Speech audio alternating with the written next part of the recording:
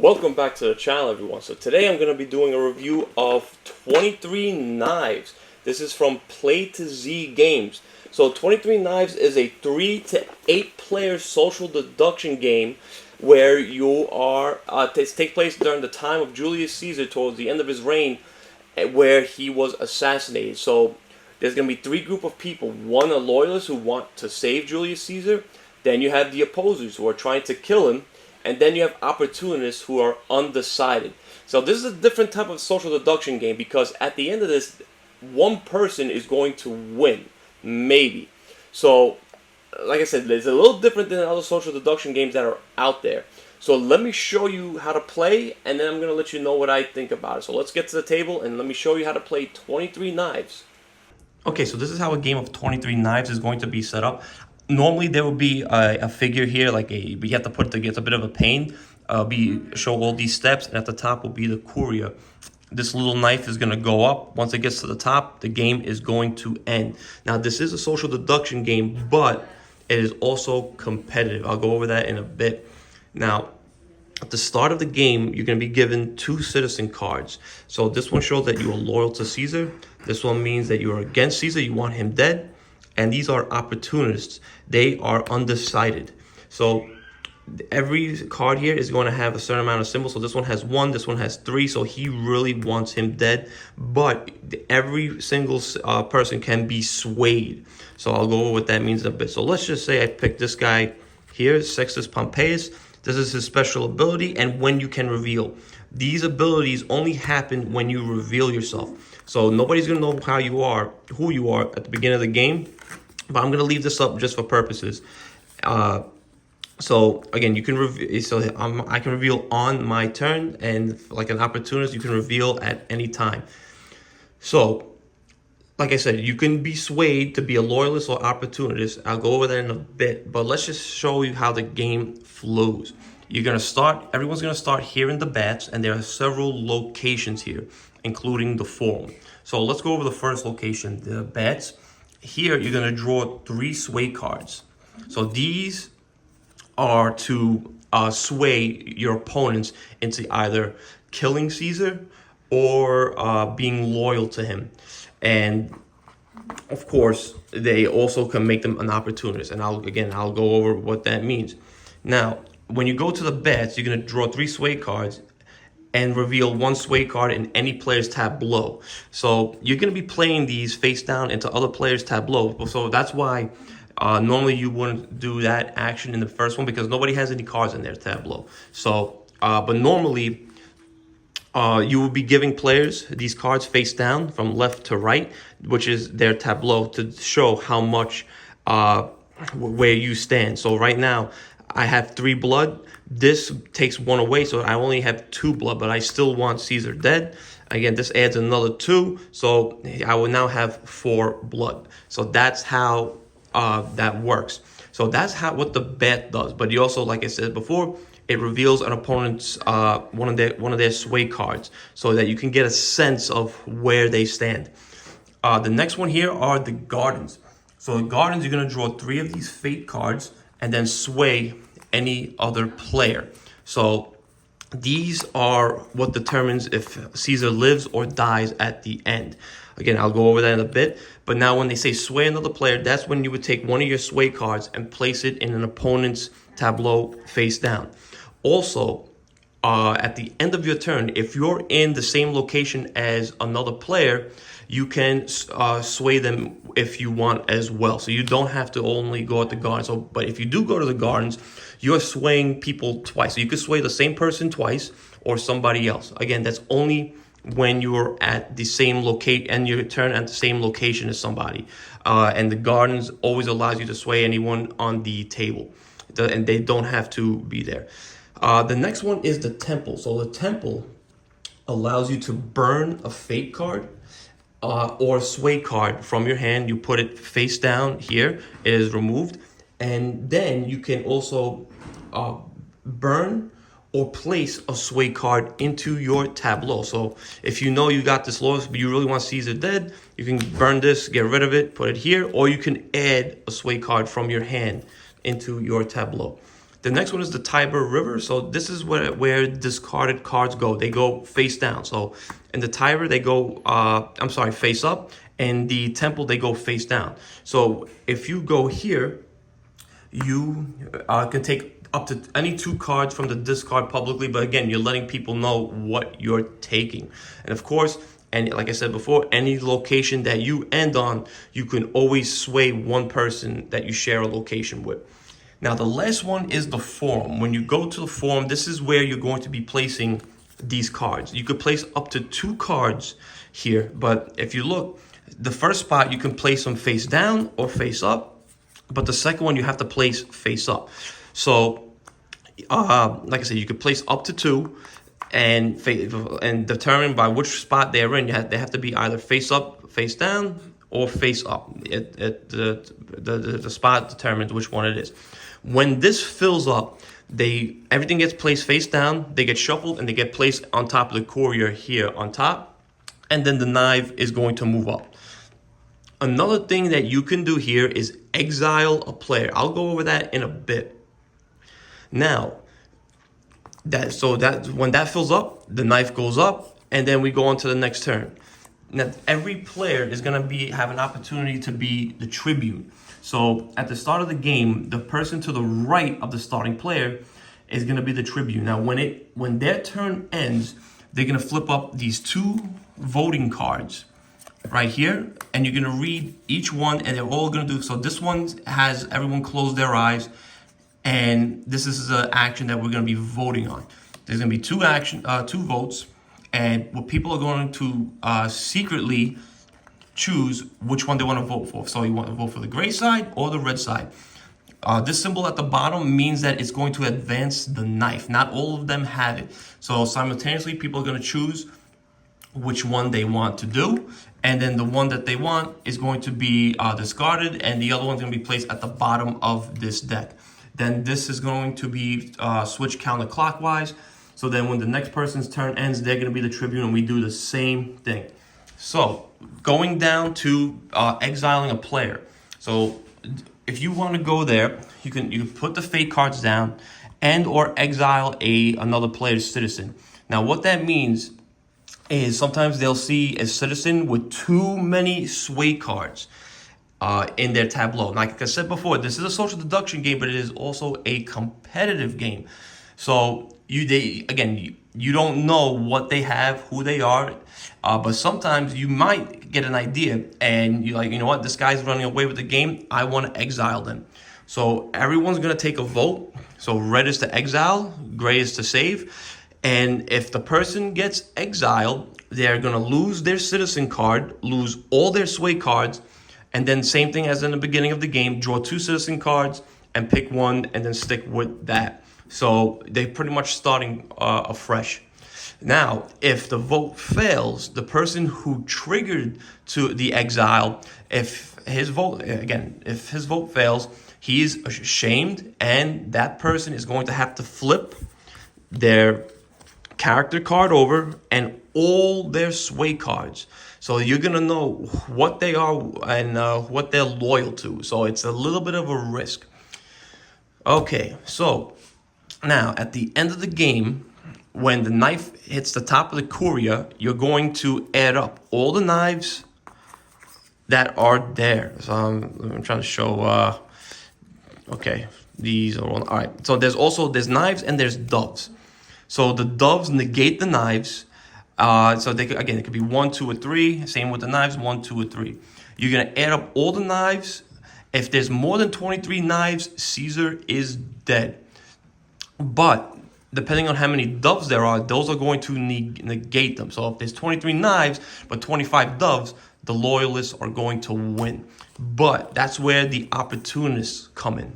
So this is where they have a chance to sway the game. Any card that is left in their hand, if they're able to change the decision, they can. And then the opportunists are going to win.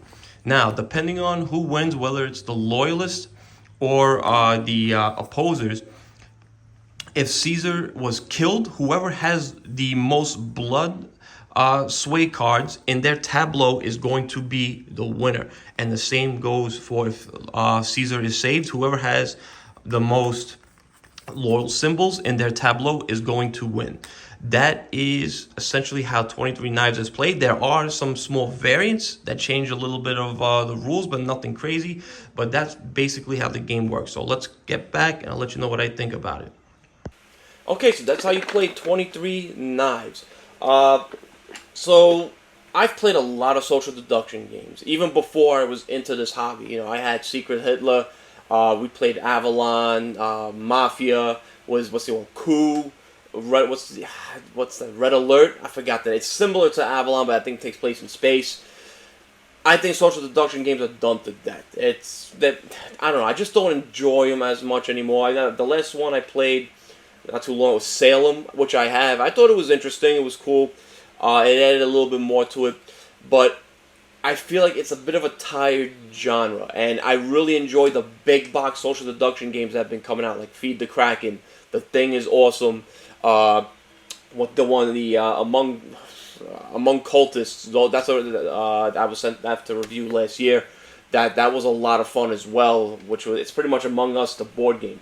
But 23 Knives is a fresh take on this. This is a gamer's social deduction game. And of course, I have Blood on the Clock Tower. I haven't gotten to play that yet, but I also hear that it's an amazing experience. But again, 23 Knives does things a lot differently than other social deduction games. I don't know if non-gamers are going to enjoy it because it is a gamer's game. There's a lot more depth to this than a normal social deduction game. But let's go into some of the negatives. Again, this doesn't hurt my score, but I find that courier thing, putting it together, is a pain. I hate putting that stuff together.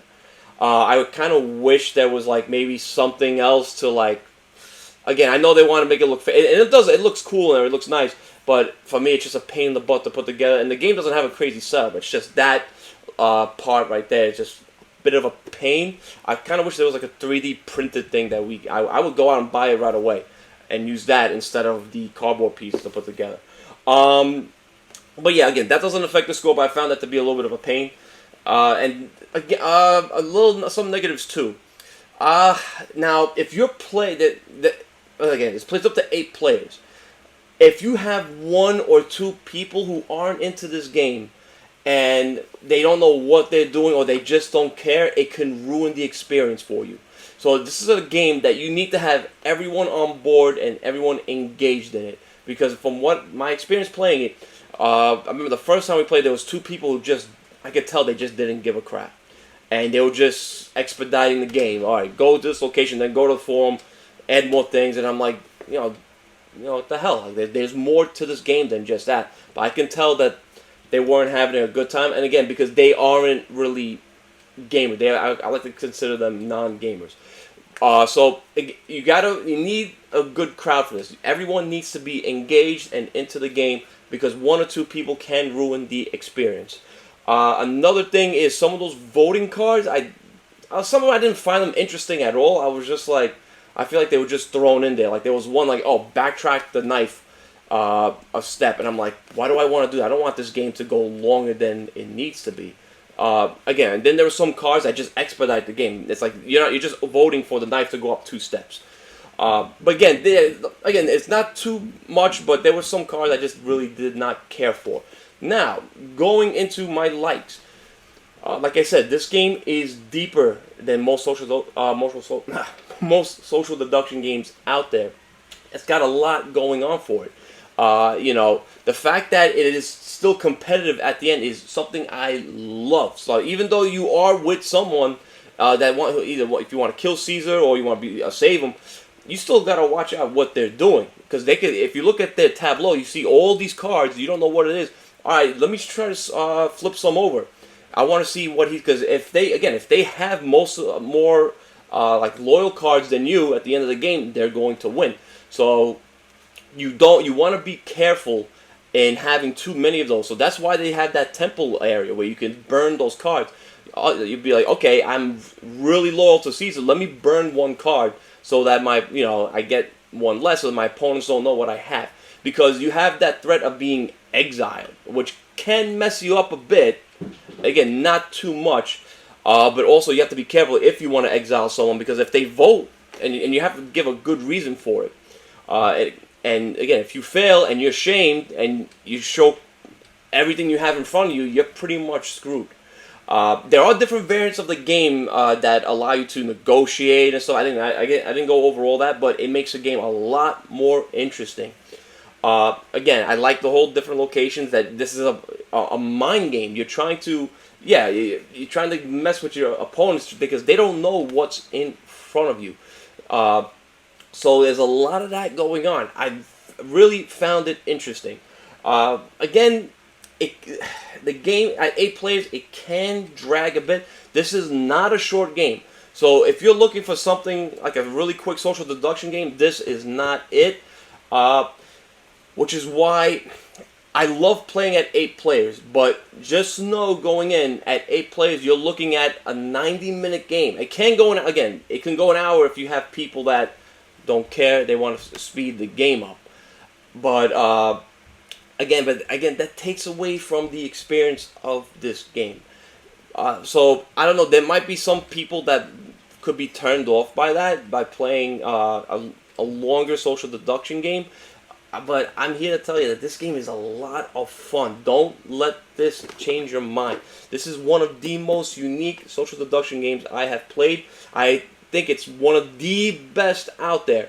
Again, if I'm not comparing the big box games like The Thing or Among Cultists or Feed the Kraken, if I'm looking at a straight up social deduction game compared to games like Salem or Secret Hitler, all that, I think this is the best one out there. I highly, highly recommend this game because of how deep it is. And like I said, it is a gamer's social deduction game.